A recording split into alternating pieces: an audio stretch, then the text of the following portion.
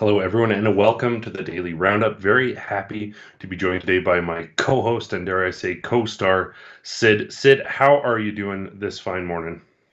Well, I'm doing all right. It's an absolute pleasure joining you today, Adam. How's it going for yourself?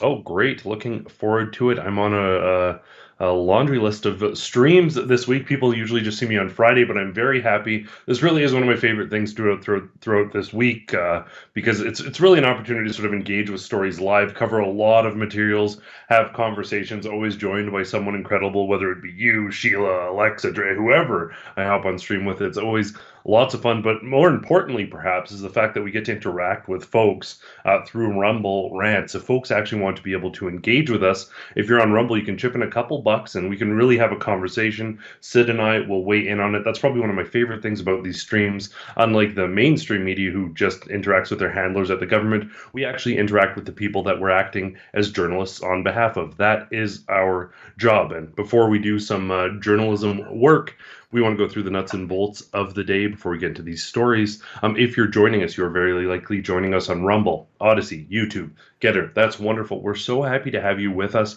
wherever you're joining us, especially the government seems to be going out of their way. I know they love to blame Meta, but to block your access. So if you're here, you're probably actively seeking us out or you came across us on X. So we really appreciate you taking time out of your day and deciding to be here. But move over to one of those platforms like Rumble that doesn't really censor free speech. We don't know how long we'll be able to stay on YouTube. We don't know what we're always allowed to say on YouTube. They're very censorious. Rumble, on the other hand, is not. So Rumble, you get to engage and we're not worried about censorship. You can also support us by joining us on locals.com. You'll get access to all of our usual content. But in addition to that, there'll be stuff you won't see anywhere else. So join us on locals.com. And with all of that said, I think we are ready to go quickly, very rapidly into our first stories. And that's exactly what Chrystia Freeland was doing, going very, very rapidly. And we'll talk about this, but this is someone who allegedly doesn't have a car. I don't know how. She must have been peddling her heart out to be going. Now, I have seen some mixed reviews. Credit to the Counter Signal for originally reporting this story, despite, like we see all the time, mainstream media reporting it as their own after the fact. But Counter Signal did run this story, and then it was affirmed. And I've heard some sort of mixed comments on no, it was 137, no, it was 142. Regardless, for a person who doesn't drive, she was traveling very quickly down the highway. The big story here, in my opinion, and I'm being a little bit tongue-in-cheek here, but for liberals, would be that you actually lose at a certain speed some of the environmental and gas efficiency on a vehicle because of air resistance. So Chrystia Freeland not only broke the law, but far more seriously, she wasn't using the vehicle as efficiently as possible and therefore likely had an increased impact on the environment. That's the real story here, right, Sid? Well, do we know actually what the vehicle was? Was it electric? Was it hybrid? Was it gas fueled? But do we know the specs on that vehicle? Or was it an e-bike? Especially juiced up for her.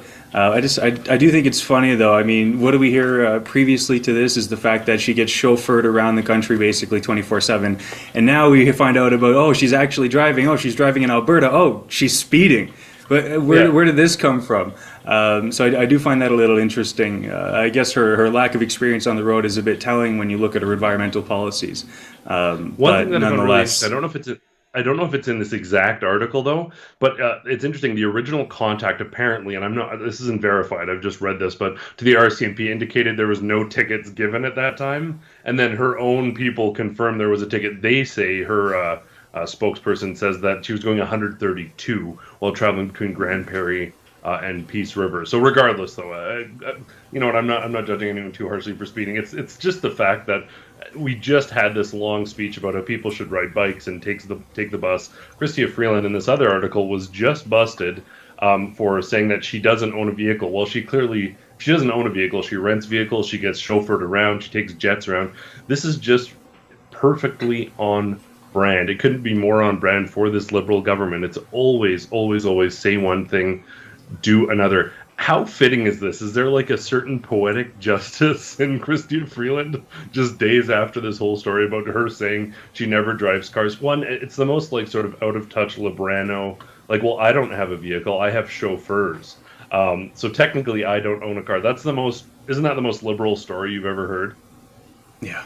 Yeah, no, to say the least, they just keep going down this rabbit hole, and I don't know how many of them, the MPs and stuff like that, have, alleged that they're using their bicycles to get to work, this and that, and oftentimes what do you see is a lot of these, high politicians around the world, they'll stop their convoy of gas guzzling vehicles a couple blocks away from the office, and then they'll get on the bicycle to finish the job, for the publicity of it all.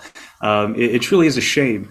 But at the same, hand, or at the same time, what have we come to expect from our liberal, politicians and bureaucrats that have taken over? It's exactly this. So can I say I'm surprised? Not really, but it does show, the more of the character of who these people are. Well, and it's just like the other thing too is it so strongly indicates that they don't really believe what they're pushing, and they're doing it for whether it be personal gain or other reasons, whatever it is. That it's the coast is going to fall into the ocean, then all their mansions are lining the coast. It's we have to stop emitting, we have to stop emissions. It's going to kill us all. They're all on private jets incessantly. It's one thing after the other where what they say doesn't line up with what they preach. And you look at something like Davos or one of these various eco summits that you can see, and it's just jets. You can watch the maps of jets flying in. If they really believed the stuff that they're saying, if they were really so scared, they wouldn't be concerned. They wouldn't be doing that. They would be acting in a completely different fashion. But that's quite clearly not the case. So actions speak louder than words. And it's interesting how many liberals seem to be quite conservative and free market and for big vehicles with fast gas engines. Presumably, I suppose electric cars can go 140 so kilometers an hour, but probably not for that long. Probably not for a long stretch in northern Alberta. So yeah, more hypocrisy here. This next tweet absolutely killed me, though. This is so funny. I don't know if you had a chance to see this yet. This is from Devin Dreeshen, a UCP MLA for Innisfail and Sylvan Lake, also the Minister of Transportation and Economic Corridors. Now, I've had the opportunity to speak with Minister Dreeshen. And he's doing some really good work on ensuring that pipelines can actually get through multi-provincial development. So all the fighting we're doing over tidal access and arguing with provinces, they're trying to make it so that there's these massive hallways where they can put numerous resources and get our stuff out to market. So Devin Dreeshen's doing some really good work. But sorry, this tweet is so funny. And this was right as this story was breaking. He just dropped. In Alberta, it doesn't matter who you are. Speed limits are for everybody, and there's a safety note. So clearly, he's not quite tagging the Chrystia Freeland, but you know who this is directed at. I love this new Alberta brand of sort of like irreverent Ralph Klein style politicking. We're seeing it right across and I think lots of people may be concerned that it was going to be what's opinion. I kind of get the impression that this might stick this new maverick attitude. Jumping a little in and out there. I think I heard you ending on the new maverick attitude. Well, what I can say for the moment is at least it is a bit of a fresh break from the Trudeau regime as we've been seeing. There are some good initiatives that are being had in Alberta to not only expand our energy, the volume of our energy production, but also the diversity of energy assets that we have. So it is a pro, but at the same time, there is that caution at hand where you go too far down that road of placating or appeasing both sides. Well, are you becoming the thing that you are trying to avoid? I don't think that will become the case, hopefully, let's say. And we do hope and look forward to a greater expansion of our energy industry here in Alberta, especially now as it looks like Trudeau's time is coming to an end. It'll be nice to actually hopefully see some change. I mean, he still has, didn't he, or the federal government purchase a pipeline that's still not in use? I could be, correct me if I'm wrong there. But they're not taking the right action. And, you want to talk about the environment and energy. I see those as, very interlaced subjects. They want to reduce the amount of oil and gas that's being produced, and they also want to take on environmental initiatives for the same reasons. How many trees did they plant? They, had this big initiative that they're going to plant a bunch of trees, for the environment, millions of trees, or however many the number was. And yet, at the end of the day, how many did they do? Like, what was it? Like, not even 1%. Don't quote me here. We're going to see if we can find that article. But it's it really is shameful, and it does tell you exactly where they're at. They'll tell you they're doing this for the environment, this and that, and then you look at what actually came of the plans that they introduced or the actions they said they were going to take. what is it? It's nothing. It's absolutely nothing. It's not even. It doesn't even hold their own standards. Well, I think the amount was two. They said they were going to have 2 billion trees planted, and then Trudeau was effectively like, "Never mind, we're not going to do that." They don't follow up or fulfill any of these promises, and it goes back to this conversation. We're going to talk about this in a little bit because I did have the chance to interview the environment minister, but there's these impossible commitments. And 2035 is another one of those commitments. They can say the words, but they don't have a plan in place whatsoever to make the words reality. It's completely inconceivable. We're seeing even mainstream journalists, environmental critics saying, listen, you can't do this. In fact, even Stephen Guilbeault, when he's dealing with, say, the Chinese council that he's advising on, says, oh, no, it's not really tenable. 2060 is a more practical deadline. But in Alberta, he's like, no, 2035. In Canada, they have this 2035 deadline. That's the type of thing that a Chinese government official would say to hamstring our economy and benefit theirs. So that's wild. But that's the type of governance that we're seeing under this federal government, under Justin Trudeau. It's one standard for China and a much stricter standard. But there's never plans. There's never a potential for this to come to fruition. It's all just vapid virtue signaling. Yeah. Well, no, and that's exactly it, right? They want to get that public attention, the public discourse going. They want to have the discussions at hand being what they're advocating for. But they don't actually take the action at the end of the day. That's basically how it is every single time. I think there is going to be some change here federally within a short amount of time, especially considering the way things are going with Trudeau. But in the interim, it just keeps getting darker and darker. Quick ad break, and we've got lots of stories to get to. Both Justin Trudeau and Pierre Poilievre have been very busy today, and in the last few days we've got some really good clips coming out of that. So we'll get to this one ad break, and then we're going to go straight into that afterwards. We're facing an imminent threat. A planned blackout of all news content in Canada is coming to Facebook and Instagram, threatening to silence Rebel News and those who depend on us for the other side of the story. The cause? Well, Justin Trudeau's new censorship law, Bill C-18, which demands social media companies pay news outlets for the news stories their users share on the platform. It's a shakedown and a desperate attempt to keep the mainstream media afloat. It seems the billions in taxpayer subsidies just aren't enough to keep the country's propagandists in business.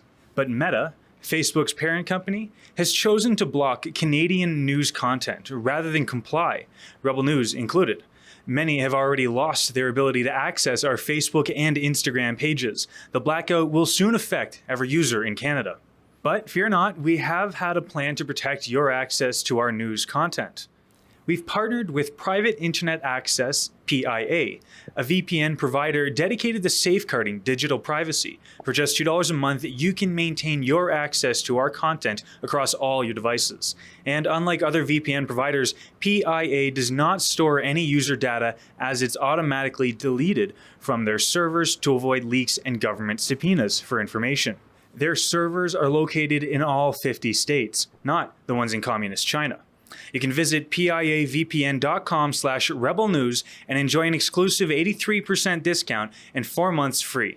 Use it to bypass regional restrictions and stream your favorite shows from anywhere in the world. And stick it to Trudeau's new censorship law. Safeguard freedom of speech and join us to combat Trudeau's censorship today at piavpn.com/rebelnews.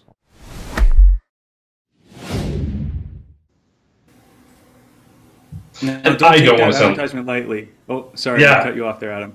I just wanted to say, don't take that advertisement lightly. It really is dystopian what's going on right now with the censorship Trudeau's implementing, and especially, I was looking at this the other day. It hasn't been implemented on my desktop, but it's been implemented on my phone. And I go on my Instagram account, and all of the stuff, because we do shared stories with Rebel News as a content creators, all of them they're gone. They've disappeared from the internet. They're no longer accessible. You go to Rebel News, even you go to all of the different news agencies out there that have Instagram accounts. They've all been taken away. That is the censorship that we're facing right now. And you think about that with the wildfires that's going on. There's crucial information that's not being shared because of the Bill C-18, I believe, the censorship that Trudeau's implemented in big tech. It's absolutely ridiculous. So I do strongly recommend you guys check out that VPN service. Use the promo code that we've provided. It really is dark times. And I'm still kind of blown away by how dystopian it is. Adam, what do you think? Oh, it's really surreal, honestly. And I know a bunch of like, I know Sheila's been tagged. I'm tagged. I'll get a notification on like another Instagram account that I've got a chat, and then when I switch to the account, if I'm not on my VPN, it all disappears. My content is almost entirely empty. But then I turn on a VPN and it all reappears, and I'm able to engage, share, repost. It is really surreal that this is happening. This is the type of thing you see in a communist country, a nation without fundamental freedoms. And I know they're saying, oh, Meta is doing this. It's like, well, you create a habitat where Meta would be breaking the law if they didn't give you a bunch of money to share your content, and then you're left in this situation. But I do want to say, on PETA VPN, there's some stories out there about like the government's trying to seize assets, and they immediately, like, they remove content immediately so that there's no records. It's in and out. Other places will store stuff, and then they can be subpoenaed and pull whatever it is. And with this government, it could be something as innocent as sharing the wrong opinion on social media or donating to a certain convoy. PIA VPN, and it's also so easy. It's whether I have it on my computer, I've got it on my phone so that I can do this work, but I've had it prior to all of this as well. And it's literally, there's like a giant power button once you install the app. You hit the power button and you're safe, protected, all of your interactions online. Basically what happens is your information goes to their servers. It's then heavily encrypted and coded, and then they basically access the website for you. So the entire thing, it's almost like secure messaging where the conversation is effectively encoded, the data you're pulling. So there's no sort of way for the government to access your details, which allows it to appear as though you're in any of those countries, wherever they've got places, and they've got servers everywhere. So other than state places that won't allow businesses like this to exist, with China, parts of Russia, they used to have places in Russia, they do not anymore, but they exist in places where they do not have to hold stuff for the government. And it's so easy. You hit that power button. It doesn't matter if you're a tech guru or you're a little uncomfortable sending emails, you can get this set up. So be sure to check that out. And Sid, thanks for shooting that great ad. Really appreciate it. Well, later on today, we're going to talk a little bit about mandatory social media training for someone else, Jordan Peterson. But now I'm going to talk about someone who I think maybe could use some mandatory training in her own right. But Catherine McKenna has just been going off. She said anyone opposed to the carbon tax is an arsonist in the Kelowna fires. Like, that's a crazy thing for a person to say. I think this person actually needs help, unless she's just trolling everybody, but I don't think that's the case.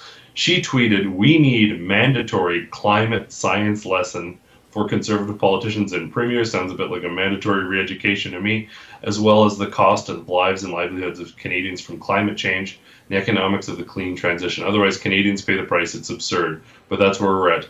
Politicians generally shouldn't say we need mandatory lessons and mandatory education for a certain political group. That's not really a great look. And if anyone here should be potentially taking some mandatory lessons, perhaps it should be the Liberal government on, say, economics, affordability, free market, social principles, democratic values. Any of those things they seem to have forgotten about. But how troubling is it for you, Sid, to see this mandatory climate science rhetoric from a former member of the Liberal government? Yeah, no, I find it incredible, even more so incredible than the other stuff we were just talking about with the censorship and with, going well beyond the speed limit. How far down the rabbit hole can these people go? We need to mandate that you take my educational course because you don't believe me enough. So I'm going to force you to sit down and listen to me more. And, this ties in very well with that old video clip of her. I forget when it was put out there, where she's in some bar. She's probably a little tipsy or drunk. And she made the claim, if you just say it loud enough, you keep repeating it, that message will, get through, and you'll be able to basically tell the people whatever you want to tell them or advocate whatever you want to advocate from a position of truth and power just by repeating the message and saying it loud and long enough. There it is. I don't know if we can get the audio on that clip. It's absolutely incredible. And that, I don't know, I'm going to stop talking for a second to see if they play it with the audio. I actually gave them some real advice. I said that if you actually say it louder, we've learned in the House of Commons, if you repeat it, if you say it louder, if that is your talking point, people will totally believe it. Yeah. So you pair that. Yeah, and you pair that with her saying we need a mandatory climate science lesson for conservative politicians and premiers. Well, what is she saying? She's saying that we need to mandate our propaganda because it's not true and they're not listening. That's the bottom line. This woman is crazy, or extremely evil. And I think there's absolutely no way that she should be allowed back into Canadian politics. No, yeah, I think she's that ship has sailed. But then, how far off is she from some of the other politicians and the things we're gonna have a bunch from Justin Trudeau soon, but she's not that far off from where they are. Whether it be the rhetoric on COVID-19 restrictions or this now, it's wild to see. But yeah, the wild thing here is that this appropriation. I find it more and more lately of the term science by the left is when you look at issues like whether it be abortion, gender, whatever else it may be, you look at basically any issue within society, the scientific consensus for hundreds of years is absolutely opposed to what they're advocating for. Most people I know who would identify as conservative are very much for reducing pollution in practical terms, for responsible stewardship. Many of them are hunters who study like animal population patterns and spend more time outdoors, not just taking Instagram pictures at Lake Louise, but actually outdoors with everybody. Conservatives are environmental in the traditional and practical sense. They like approaching things practically. Liberals are environmental in the abstract, can we tax you more sense, never in the practical sense. And that's what they want to push. And the reason that they insist on this mandatory education is because it isn't really evidence-based. It isn't really like, oh, that factory is directly polluting into this river. We should probably stop that because it's killing all the fish. Those types of things are practical, tangible actions. But what progressives and what liberals like is to be able to sign up to something. And this is true whether it be LGBTQ stuff or environmental stuff or whatever the cause may be. Where they don't, it's similar with Every Child Matters stuff. These people won't actually do anything to help any of those communities or to help the environment or to help ameliorate things for First Nations communities. Across the board, all they'll do is change a social media profile, update their status, let their friends know how much they care. But none of these things are action items. And it's bizarre. I don't know if they're deluded. I don't know if they're on board with this, but I think for lots of these people, they've actually committed themselves to, if they just convince other people this is true, that's their good deed. It doesn't matter if nothing comes of it. It doesn't matter if carbon taxes don't actually help the environment. As long as they can convince people to agree with them, then they've done a moral good in their minds. That's where they're at. And I don't know. It's hard to tell with Trudeau and Catherine McKinnon, people like this, if they bought in and people are directing them, or if they're sort of in on the joke. I really can't tell anymore because they've jumped the shark so far. I can't imagine a person embarrassing themselves publicly so much on purpose. Well, I mean, does it matter? Their actions speak for themselves, and they are elected, officials here in Canada. They make real change. They affect people's lives on a daily basis. And I know there is some good reporting coming out of, PEI or the East Coast right now. And one of the ministers is just walking around with ice cream. I think it was the environment minister. And he was being asked, are you not concerned about the people that are dying in wildfires right now? And that's the state of affairs, right? They're going to go off and smoke their cigars and eat their ice cream, away from all the busyness of the real world. And they're blatantly ignoring the people that are dying on the streets and being evicted from their homes, or displaced from their homes rather, because of these wildfires and other situations that are actually happening. It truly is a shame, and I'm not sure how long this is going to continue. I guarantee Trudeau's going to be out soon, because Canadians they can't keep going. They can't keep going on like this, and they won't. Well, the other thing that I find so interesting is I don't think it's going to be going for long, or at least it shouldn't. It's gone so far, and now, as we mentioned off the start of the stream, there's a pushback, and it isn't just Alberta. It's Saskatchewan. It's all over the place. It's starting to spread. Manitoba, even some of the territories. Some of the coast is even saying, the East Coast is even saying no on whether it be gun grabs or other things. They're like, no, we're not participating in this. It's absolutely incredible to see this continued pushback mounting on so many issues. And I had a conversation actually the other day with the Alberta Environment Minister, Environment and Protected Areas Minister, technically, Rebecca Schultz, and it was so refreshing to see a sensible counterpoint to this. And you can actually talk about it. It's funny, you watch the video, most of what she says is very agreeable, but lots of this sort of pause on renewable energy that has been sort of very contentious, according to the NDP, it actually stems from environmental concerns. I'll remind folks that the same NDP who's incredibly mad that the government is giving oil companies money to clean up, that government is now pausing renewables so that they can have plans in place for reclamation of the lands that will be used for renewable energy products. They're also coming up with plans to ensure that they can actually have a sufficient power supply. So you can have all the renewable energy coming in the world. You don't have the battery technology. And if you don't have that power when, say, the wind is down or solar is down, well, then you're going to have shortages. You're going to have blink brownouts. And we've seen that in the United States. We've seen California, please don't charge your Teslas even though we're transitioning. The Alberta government is taking environmental considerations and practical considerations into account and rejecting this 2035 liberal net zero deadline. What are you making of all this sort of pushback from the provincial government here?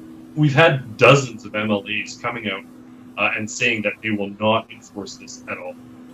Yeah, it's long overdue and it's well needed. And, just to go off on the extent of the madness here with the environmental actions they're taking, they got rid of, plastic bags and plastic straws, and they replaced them in plastic, utensils for eating when you're going out with or whatnot.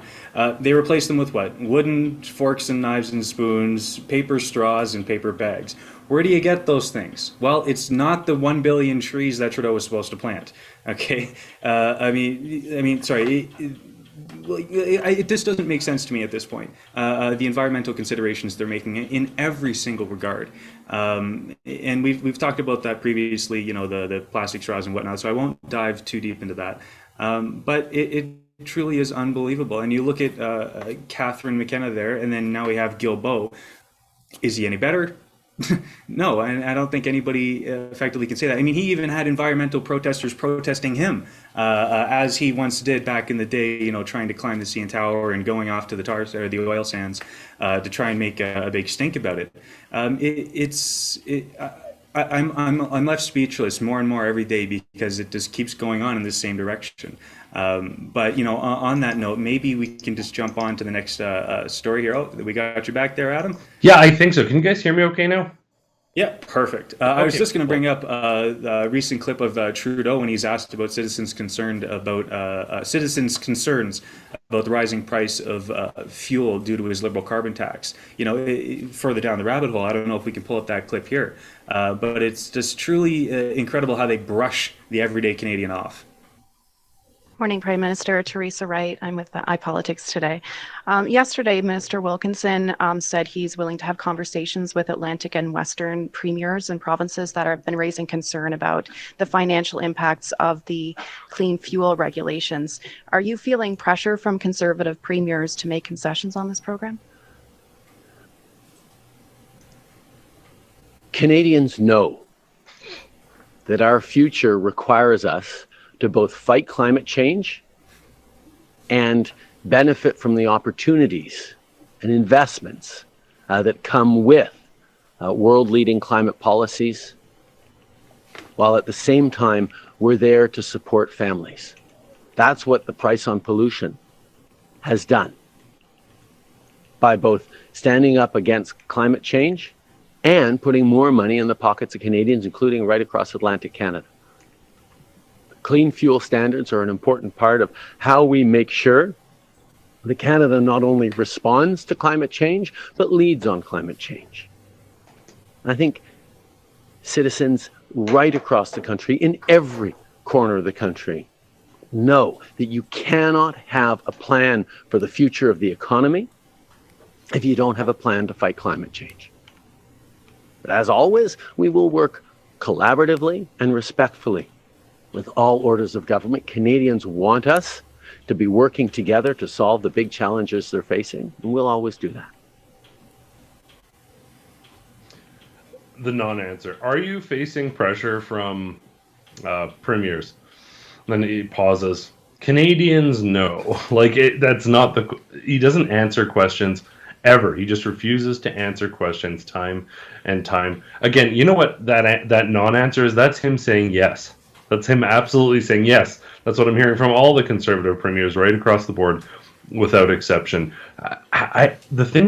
Polls are indicating that this guy is done. I don't understand, and this is the most concerning thing for me right now, how so many Canadians bought in, and some still do buy into this guy over this course of time. I get being tricked during the first election, being enamored by young new ideas, some people some nostalgia for Pierre Trudeau, whatever it may be. But how are there still people out there that buy this non-answer nonsense. It's the fluffiest, most superficial, like reality TV nonsense that I've ever seen in politics. Yeah, no, it's a shame. And, when I hear that clip, it actually reminds me of the pandemic, right? It's, you need to get the vaccine. Everyone needs to get vaccinated so that the restrictions can lift, the lockdown can end. The very lockdowns and restrictions they themselves imposed, right? They give you this, little carrot. They say you got to eat the carrot, otherwise, this random stick that somebody else has is going to hit you when they're holding both of them. And that's the same thing with this environmental stuff, right? We want the environment to be saved so that everybody is alive.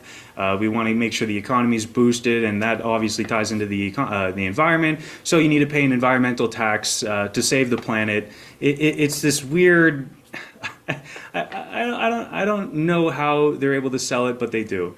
It's this sad cycle that they go through. First it's too hot, then it's too cold. They keep going down the cycle.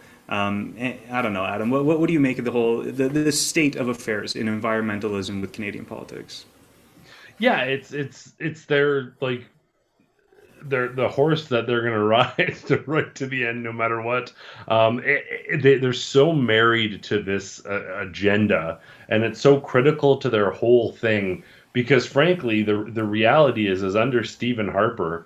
Say what you will about Stephen Harper. I'm a social conservative. Stephen Harper wasn't. So anyone who's accusing me of being a fanboy of Stephen Harper, that's simply not the case. But even when the world was struggling, Canada was pretty sensibly balanced. Stephen Harper managed to keep things pretty calm, cool, and collected. They had to create a hysteria in order to win because things were going relatively well.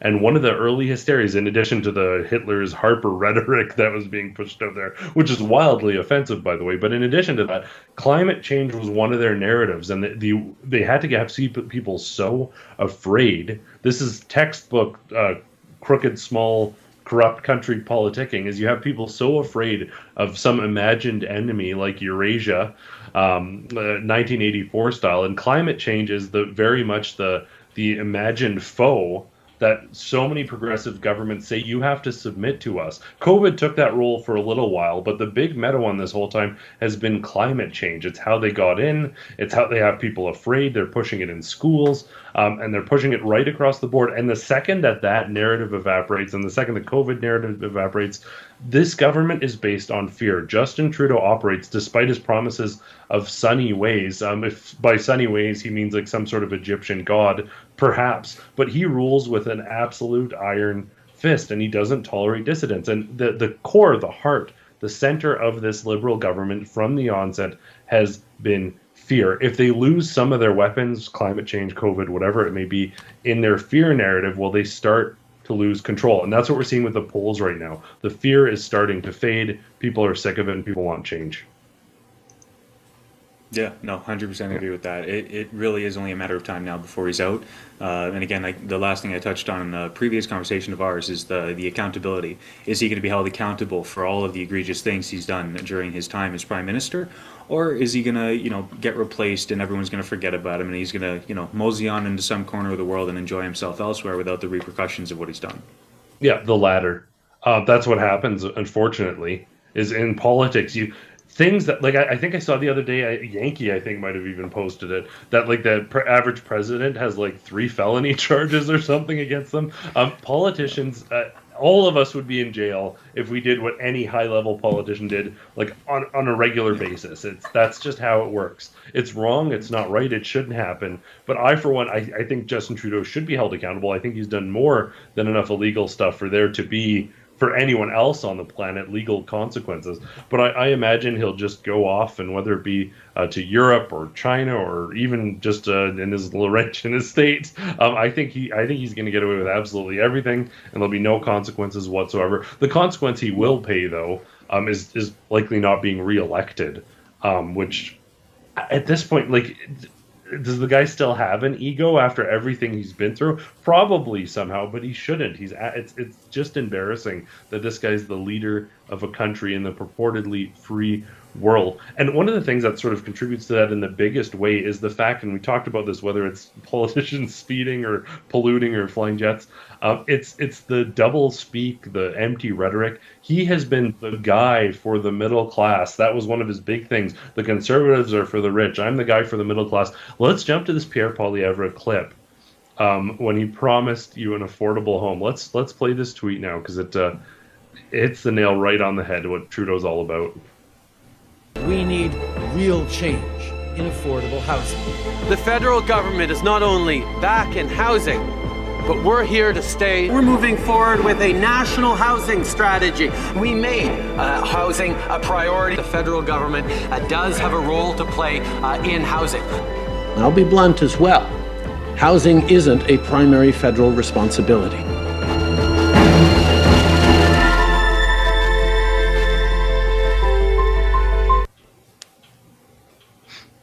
There you have it, folks. It's wild. You look at how bad, you look at the debt that Justin Trudeau has accrued, and it's like all prime ministers combined and then some. You look at the cost of groceries, you look at the cost. If there was sort of a niche market where, say, there's like a shortage and therefore this one thing is really expensive. No. Under Justin Trudeau, inflation has been terrible. Costs have skyrocketed. People can't afford places. Homelessness has skyrocketed. And all this from a government that profess to be for the little guys all along. It's sickening, really, to see what's happening. Just get rid of your Disney Plus subscription. Yeah. That's all you have to do, and you'll have enough money to get by. No, literally, that's the solution Chrystia Freeland proposed, right? Yeah. How do we work with people like that? How do you get an honest bargain out of somebody who's just so out of reality and she doesn't understand the daily needs of everyday Canadians? Yeah, it's wild. We've got another video from Trudeau. Actually, we've got a couple videos from Trudeau, and then a couple videos from Poilievre as well. I haven't seen some of these yet because they're just kind of pulling them off live. But let's look at this video. Trudeau boasting how he's helped the middle class since being elected, despite what we just saw from Pierre Poilievre. Pierre Poilievre is blaming you for pretty much every problem facing the country, whether that's crime. Big laugh from the gallery. That's great.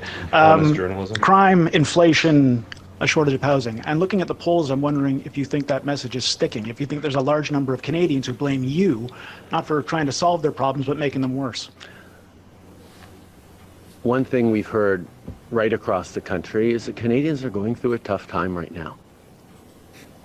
Inflation has given them a big kick in the teeth over the past year and a half. After the extraordinarily difficult situation that COVID was.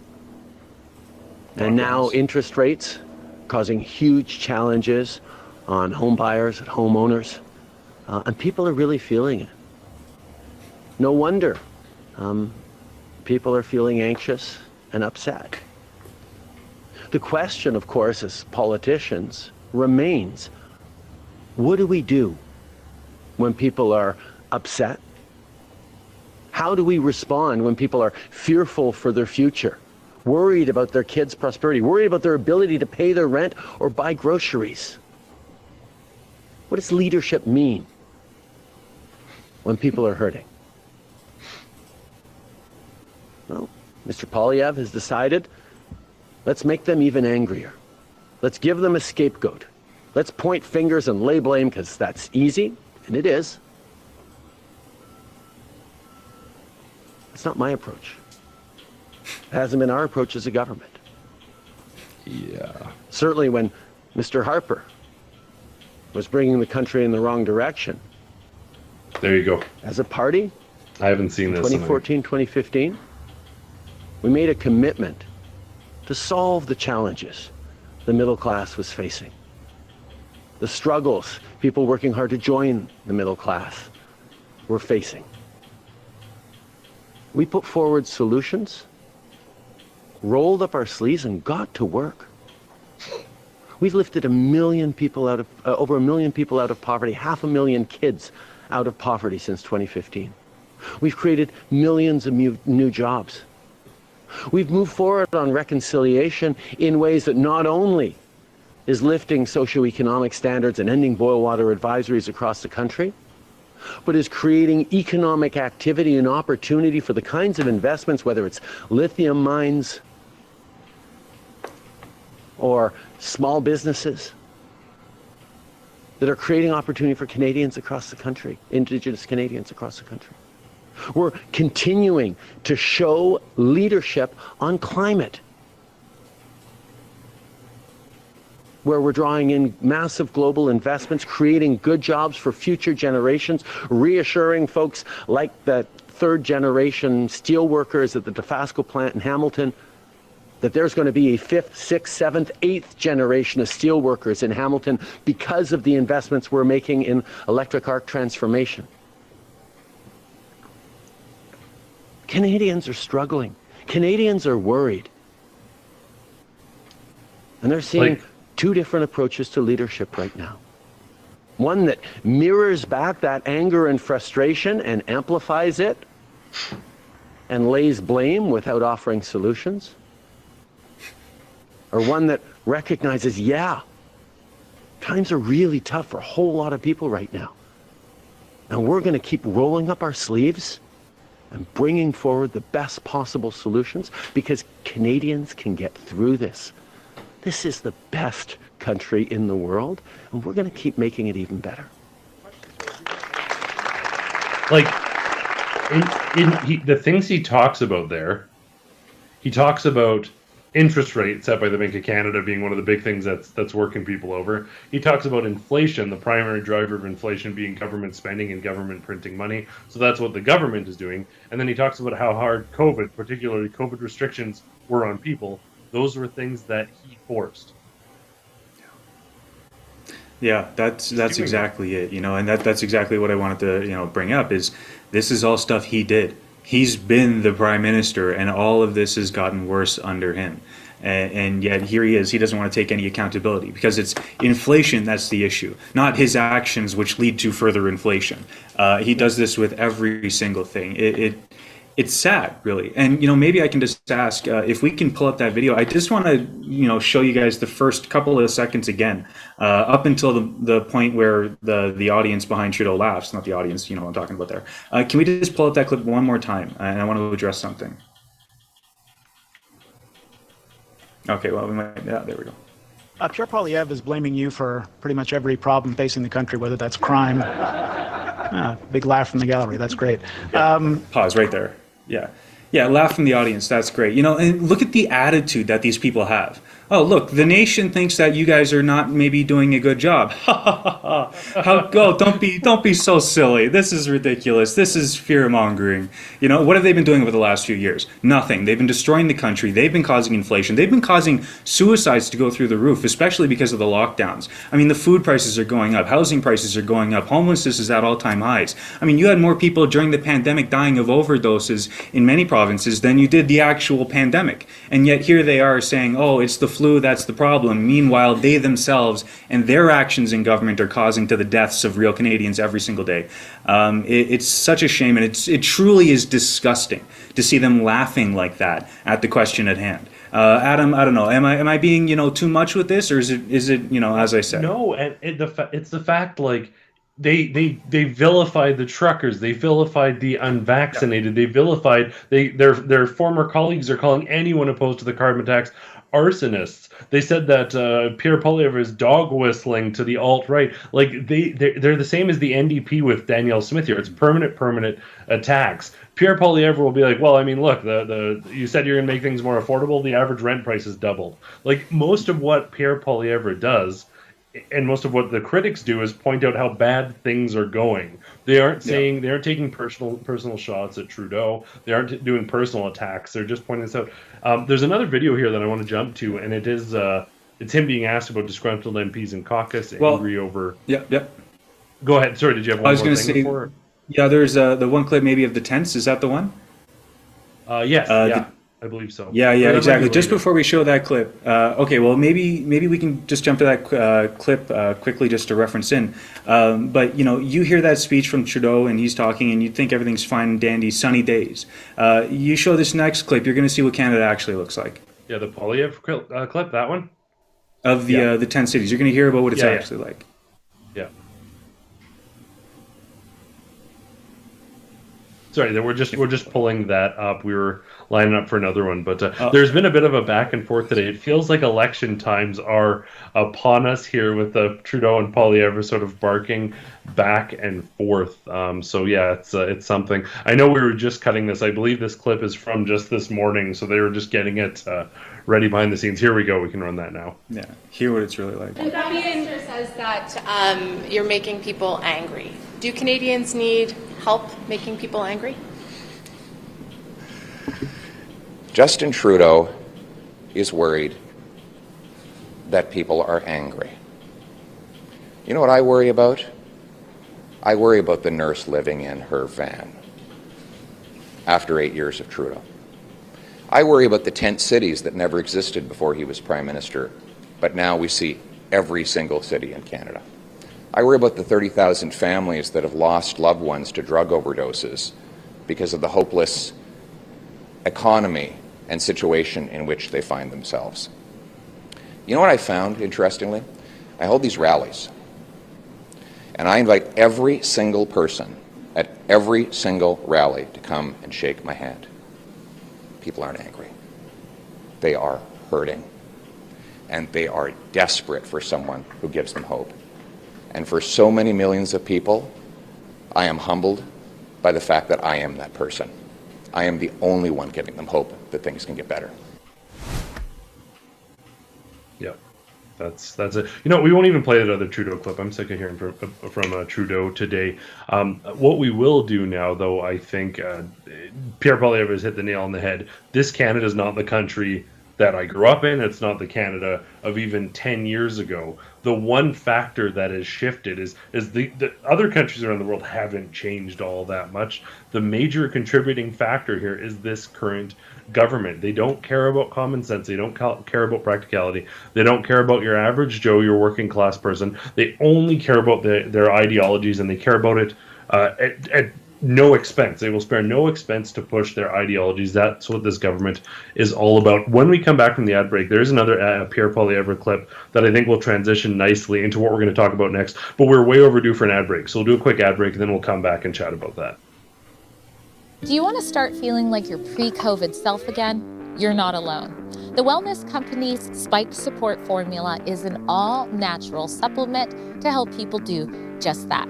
It was created by cardiologist Peter McCullough and his expert team of doctors to help the people experiencing effects from COVID and the you-know-what. It contains nattokinase, dandelion root, and Irish sea moss for people to help them feel like their old self again.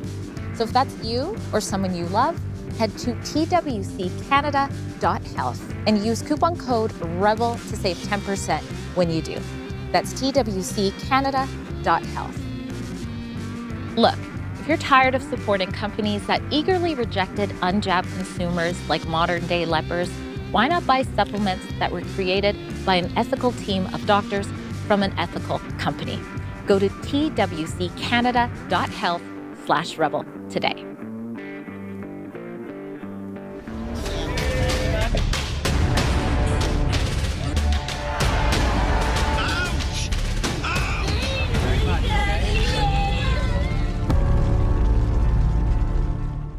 Have you seen our new documentary, Church Under Fire, Canada's War on Christianity yet? Well, if you haven't, you have not missed your chance. The documentary details the trials and persecutions of the pastors and congregations who stood up to the lockdowns when COVID restrictions came to their churches. We have taken the documentary across the country to bring it to the people who lived the stories we tell inside of it. But we're not done yet. We've just added new showings in Alberta. To get details and showtimes, please go to churchunderfiremovie.com, but I'll give you a few right now. We've got a showing in Lethbridge on August 23rd, one in Red Deer on August 24th, Edmonton, August 25th, Mirror, Alberta, that's drive-in movie, August 26th, and Westlock, Alberta, August 27th. If you are someone or you know someone interested in hosting a Rebel screening of Church Under Fire, you can contact us. The information is at that same website, churchunderfiremovie.com.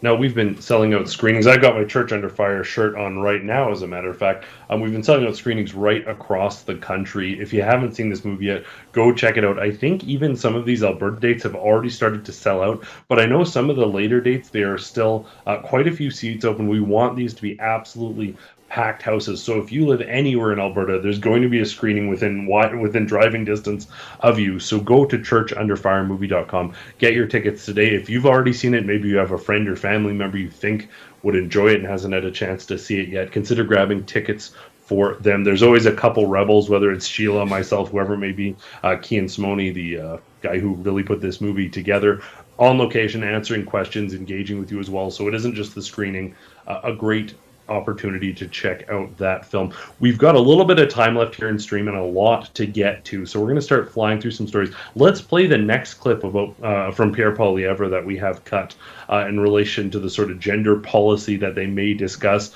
and that'll transition us into our next couple of stories very nicely, I think. Will a Conservative government prohibit gender-affirming healthcare as a policy submission suggests in your upcoming convention?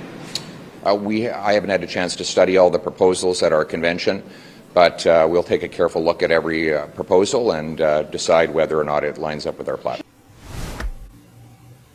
So in a completely sensible and practical way, obviously parents are concerned about this sort of gender push, the young children being transitioned, changing their nomenclature in class without parents being informed. In a push of sanity from a western province, Saskatchewan this time, Scott Moe and some of his ministers took to the internet, to the public square, and to their offices of government to say that parents must be included on decisions involving their children. Education Minister Dustin Duncan today announced that all Saskatchewan schools will have a consistent policy on parental inclusion and consent. This policy in the announcement effectively went on, and they said, listen, you need parental consent to go on a field trip, much less changing your child's gender. Parents need to become involved. Now, this was news that's already been around at least since yesterday, but what is incredibly interesting and what needs to be discussed here is this response from Saskatchewan Teachers Federation. They say that new parental inclusion and consent policies are dangerous and a threat to the safety and well-being of students. The Federation is calling on the government to reverse this policy decision and engage in meaningful consultation with its sector partners and expert teachers. This is the problem. We've been listening to experts who've been trying to transition kids and brainwash kids and rejecting science and rejecting gender, and not listening to parents. We finally have governments, Saskatchewan, and I hope something like this comes in Alberta, that are actually listening to parents about what they want for their kids. Any government that suggests that teachers should have a more intimate relationship with students than the students' own parents are the problem here. I mean, teachers' federations, teachers' unions, they're as progressive as it gets. But for them to immediately jump out and say, no, parents shouldn't know, the teachers should be the ones having these intimate gender-based relationships with their students, that is absolutely troubling to me. And the fact they were ready for it, they knew this was coming, and there was no hesitation. Like, well, maybe parents should be kept in the loop with their children. This is so ideologically inclined, and it has nothing to do with the well-being of children. Yeah, no, it's downright dangerous as well. I mean, you're trying to separate parents from their children in any regard. I think your actions are disingenuous, to say the least. I mean, sure, there's, the rare case scenario where, a parent may be unstable, but that's how these unions and these educational boards are treating parents. They're treating every single parent out there like all of them are mentally unstable, that they themselves, the education board, whoever it may be, they have the secret keys of knowledge. They know how to take care of your children better than you do. That's why we're going to, have some scantily clad man, doing this sexual dance in front of your children. And we're going to ask them, what's your gender? We're going to make up words for them to adhere to. You're going to be like, oh, you're Z now. Okay, yes, good. We're going to keep that in the book. And from now on, we're going to call you Z. We're going to influence your developing mind to create something that is not. I mean, how many children have to be mutilated in Canada before this comes to a full stop? It's truly a shame. And to attempt even to take away that right of a parent. I mean, I understand that we had one guy in British Columbia who was jailed for, I believe, speaking against or jailed for breaching a publication ban, I believe, in speaking against the transition of his child or something like that. It's come too far. And parents, I mean, parents are stepping up now. We're seeing more action by parents and parent groups to stop this sort of stuff. And it's good that we're seeing this, these headwaves or these waves from Saskatchewan. Yeah, that's exactly it. But it's the fact that it's come this far. We are truly in dangerous waters. And these educational boards or these specific individuals who might try and implement this stuff across Canada, I mean, how is this anything other than grooming? You're trying to take away access. You're trying to take children away from their parents. Call it what it is. Yeah. Well, and that's exactly the concern. And the fact is, like, it's the courts, the education systems, the teachers unions, the universities across the board. Very often, folks who don't have kids are going out of their way in such unanimity to strip parental rights away from parents, and it's going to backfire. That one thing you cannot do is get between parents and their kids, because very moderate people become extremely, who are like not at all interested in politics, become extremely politically active, and they'll replace local councils, they'll get into politics and run in politics. We've seen it time and time again. Concerned mothers and fathers just becoming politically active and taking significant action. The second you cross those kids, you've crossed a line. You're dead on, though. I think you pointed it right on. There already are laws in place. If you're abusive to your child, or you're negligent, or you're hateful because of their identification, whatever that may be, there are laws in place to deal with that. There are protections for children. Pretending that these policies to push ideology in school have anything to do with protecting kids, it's not the case. The laws already exist for that. In the interest of time, we could talk about this all day, but in the interest of time, I want to get to this next story. I am a Catholic. Folks probably know that by now. Throughout COVID-19, the Catholic Church was very quiet. That was disappointing. And on the residential schools, I must say, the Pope was here. They apologized, all that sort of stuff. But there wasn't really much of a desire to get after the truth. It was very sort of grovelly and bend the knee. It wasn't what can we do to make things better in a practical sense. It wasn't what's the truth of what's unfolding here. But Calgary's former Bishop Henry, a man who many folks look up to and appreciated for his time as a bishop, he was not shy. He was strong and outspoken on GSAs. He's even within churches. He had a whole thing where gambling isn't necessarily permissible, so he stopped church groups from doing casino fundraisers. And he's a man of principles who sometimes ruffle feathers. But this perhaps is the most ruffly thing he's done. It shouldn't be, though. This is about as common sense as you can expect. But I'll read what he asked. And he's in his later days, certainly now he's retired. But he said, why is the Catholic Church not asking the federal government for proof that even one residential child is actually missing, in the sense that his or her parents didn't know what happened to their child at the time of the child's death? He demanded emails to Toronto's Catholic Register. That is the most sensible question that could possibly be asked, especially because with the Kamloops School, we did the extensive report on the location where they say there are 215 children that have been buried precisely at 3 feet, which happens to be the depth of an irrigation trench in that exact same area that could show on GPR as coffin tops. So we did an extensive report on that. So other locations, for example, in Manitoba, they have actually dug and found that it literally was just rocks there using the same technology. So finally, a Catholic leader, retired Catholic bishop, is saying, is anyone missing? Are we actually looking for 215 children? And the fact is, me and some of the others that they're suggesting that there are very good records that there aren't in fact children missing. Now, there can be graveyards and cemeteries that are lost. I think they recently found in community here in Alberta, something for the cemetery, those types of things. But for the bishop to say, are we actually looking? Is anybody saying this? The amount of what might be there? Well, maybe. Yeah, maybe I'm just going to cut you off there, Adam. I apologize. It's a little difficult to hear through the microphone there. But yeah, how many times can a boy cry wolf, right? I mean, they use this extensively. I'm talking about, of course, Trudeau. A lot of these politicians, they stood on this hill, advocating for these needs and truth and reconciliation. When realistically, they were saying, "This is my truth, and you're going to reconcile my feelings." And now we're getting people asking questions. We're finding out a little bit more about these situations that were alleged previously, and it's not the paint, or it's not the picture they were painting. So it's really sad to see them misusing causes, especially that of dead children, basically to make political stances. But like you say with this question here, maybe there will be some more information that comes in the future. Hopefully, probably not, unfortunately. I do think, Adam, you're still disappeared. Oh no, there you are. You're back. If you can hear me. I really apologize, folks out there.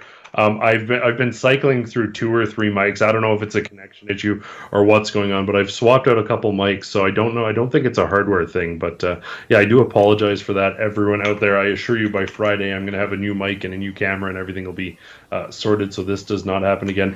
Good to see, though. I hope you can hear me, that a Catholic leader is taking a stance, asking some real practical questions, because so much of the heart of Christianity should be a pursuit of truth, and if we're not willing to look at the truth and reconciliation cannot occur. The bishop did say that make no mistake about it, there was attempts to erase culture, and there was a lot of problems connected with the residential school system. So he's not excusing the entire thing, but he's saying, wait a minute, are we actually looking for anybody here?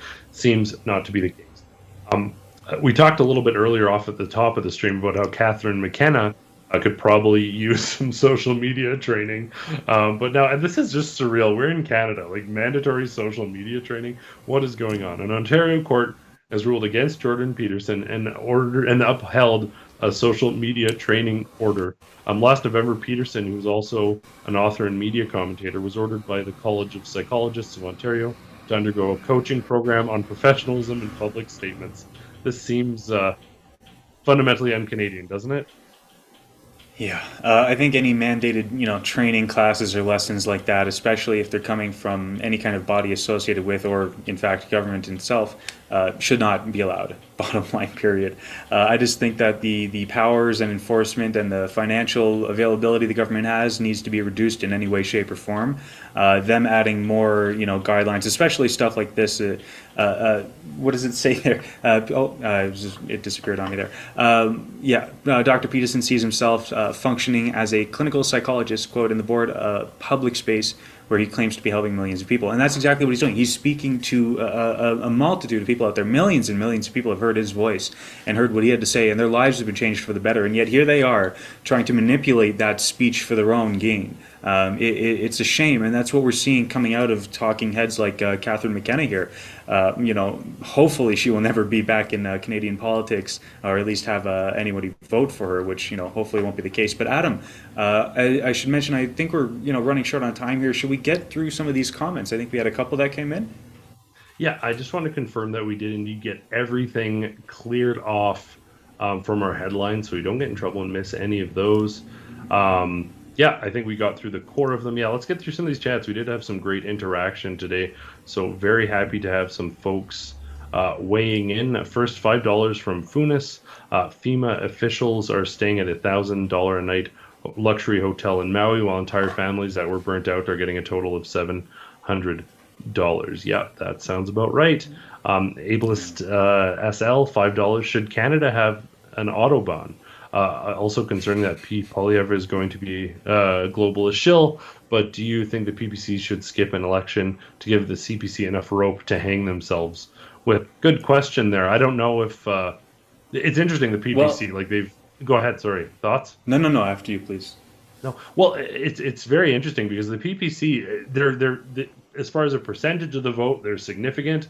As far as capacity to actually win any seats, they just don't seem to be able to get anything done. So it's a question there, do you hope to change the CPC and have them actually be better? Does the CPC, like you said, get enough rope and hang themselves, and the PPC eventually takes over? Lots of questions there about the future for the PPC. I know there's a riding here, and they had in a by-election, and they had a very low, even in Calgary, a conservative Calgary, I think they had 2% of the vote. So very low vote turnout. I don't know if you have any thoughts on that, Sid?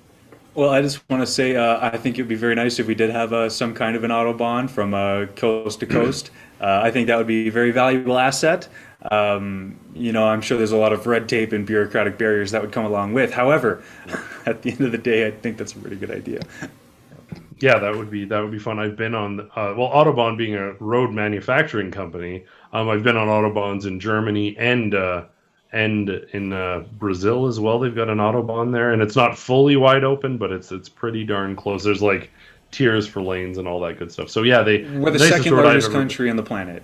Yeah. Yeah, we have long roads. It takes days to get across the country. It'd be nice if we could, hurry that up a little bit. I'm sure our truckers would appreciate that as well. Yeah, it would be a lot. They are making progress. Some of the lanes opening up, but some of the areas you're on the longest stretch and it's flat and it's like 90 or 100. It's like, come on, guys, come on. And we can just use the Chrystia Freeland model and drive whatever speed we want, anyways. So Chrystia Freeland does have an Autobahn here. Sticking to her roots. So yeah. $5 from Fraser McBurney. The first I heard of climate change was when I was living in Calgary in 1973. It started with global cooling, then global warming, then to climate change. Remember, climate is always changing. That's true. And it's interesting. I think George Bush Sr. was one of the first people to have it as like an official campaign point, the language of global warming. So that's an interesting little tidbit for folks out there.